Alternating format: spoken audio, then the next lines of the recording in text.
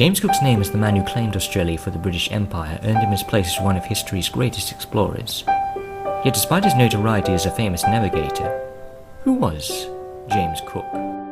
Born in Marton, Yorkshire, he was the second of 8 children. As a child, he attended local school at the age of 13. Upon leaving school, his search for work would take him across varying occupations such as farming, shopkeeping, and tailoring. In his leisure time, Cook enjoyed every opportunity for solitude.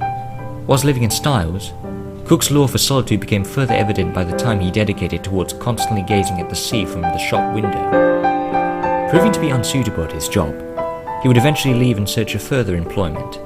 This occurred upon travelling to the port of Whitby under business accompanying his boss. This led to his introduction to the Walker brothers, who were prominent ship owners involved in the coal trade. Sensing the opportunity, he enlisted as a merchant navy apprentice in the Walker brothers' trade fleet. His service to the brothers would take him across the English coastline. As part of his new occupation, Cook would become versed in math, navigation, and astronomy.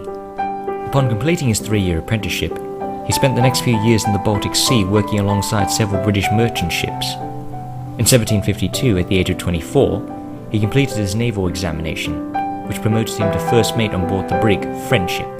Years later, he volunteered for service in the Royal Navy when war erupted between Britain and France in the 7 Years' War.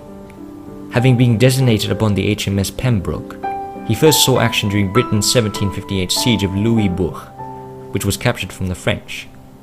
A year later, at the Battle of Quebec, he led the first ships through the St. Lawrence River, where he successfully landed James Wolfe and his invasion party, despite attempts by French fire ships to disrupt the landing. In the events after the war, he relocated to the HMS Grenville, where he spent much of his time mapping the coast of Newfoundland. His talent at surveying both the adverse layout of the island brought him to the attention of both the Admiralty and the Royal Navy. This came at a crucial moment when British exploration was now being directed into the Pacific and Indian Ocean.